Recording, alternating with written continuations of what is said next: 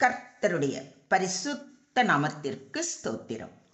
தபசு காலத்தின் 33ஆம் நாளான இன்று தியானிக்கும்படியாக தெரிந்து கொள்ளப்பட்ட வேத வசனம் அப்போஸ்தலனாகிய யோவான் எழுதின 1ஆம் நிருபம் 4ஆம் அதிகாரம் 12ஆம் வசனம். 1 யோவான் 4:12. தேவனை ஒருவரும் ஒருபோதும் கண்டதில்லை. நாம் ஒருவரிடத்தில் ஒருவர் அன்பு கூர்ந்தால் தேவன் நமக்குள் நிலைத்திருக்கிறார்.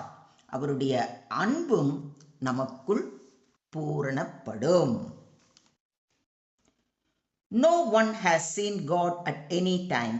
If we love one another, God abides in us, and His love is perfected in us. கடவுளை எவரும் என்றுமே கண்டதில்லை. நாம் ஒருவர் மற்றவரிடம் அன்பு கொண்டுள்ளோம் என்றால் கடவுள் நம்மோடு இணைந்திருப்பார். அவரது அன்பு நம்மிடம் நிறைவு பெறும். ஆமென். இன்றைய தியான வசனம் தேவனுடைய அன்பின் வெளிப்பாட்டை பற்றி மிகவும் ஆழமாக கற்பிக்கிறது.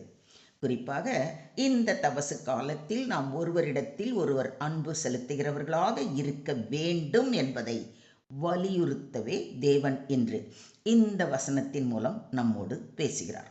இது குறித்து சற்று ஆழமாக தியானிப்போம்.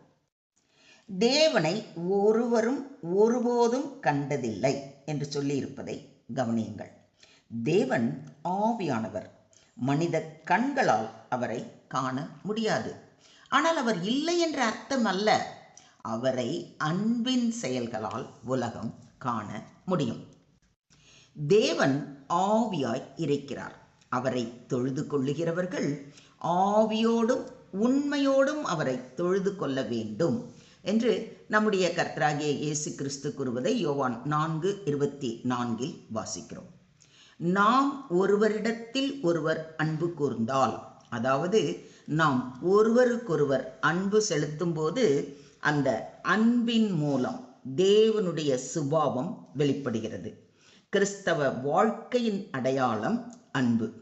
அன்பு என்பது வெறும் உணர்ச்சி அல்ல, அது செயலில் வெளிப்படும் தியாகமான வாழ்க்கை.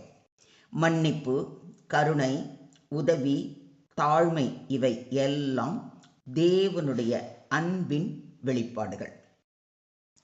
தேவன் நமக்குள் நிலைத்திருக்கிறார் என்று சொல்லியிருப்பதை கவனியுங்கள். நாம் அன்பில் வாழும்போது தேவன் நம்முள் வாசம் பண்ணுகிறார். அன்பு இருக்கும் இடத்தில் தேவனுடைய சந்நிதி இருக்கும். அவருடைய அன்பும் நமக்குள் பூரணப்படும். நாம் அன்பு செய்கிற போது தேவனுடைய அன்பு நம்முள் வளர்ந்து பூரணம் அடைகிறது. அன்பு கொடுக்கப்படும் போது அது குறையாது, அது மேலும் பெருகும். இதை விசுவாசிக்கிறீங்களா? நீங்கள் ஒருவரில் ஒருவர் அன்பாய் இருங்கள். நீங்கள் ஒருவரில் ஒருவர் அன்புள்ளவர்களாய் இருந்தால் அதனால் நீங்கள் என்னுடைய சீஷர்கள் என்று எல்லாரும் அறிந்து கொள்வார்கள் என்று இயேசு கிறிஸ்து கூறுவதை யோவான் 13ஆம் அதிகாரத்தில் வாசிக்கிறோம். அன்பு என்பது இயேசுவின் சீஷர்களின் அடையாளம். நாம் தேவனுடைய பிள்ளைகள் என்றால் நிச்சயம் ஒருவர் மீது ஒருவர் அன்பு செலுத்துபவர்களாகவே இருப்போம். பிரியமானவர்களே, ஒருவரில் ஒருவர் அன்பாய் இருக்க கடவோம். ஏனெனில் அன்பு தேவனால் உண்டாய் இருக்கிறது. அன்புள்ள எவனும் தேவனால் பிறந்து அவரை அறிந்திருக்கிறான் என்று அப்போஸ்தலனாகிய யோவான் தமது 1ஆம் நிருபம் 4ஆம் அதிகாரம் 7ஆம் வசனத்தில் அறிவுறுத்துகிறார். உண்மையான அன்பின் மூலாதாரம் தேவனே. இவை எல்லாவற்றிலும் பூரண சற்குணத்தின் கட்டாகிய அன்பை தரித்து கொள்ளுங்கள் என்று பவுலடிகளார் கூறுவதை கொலோசியர் 3:14 வாசிக்கிறோம்.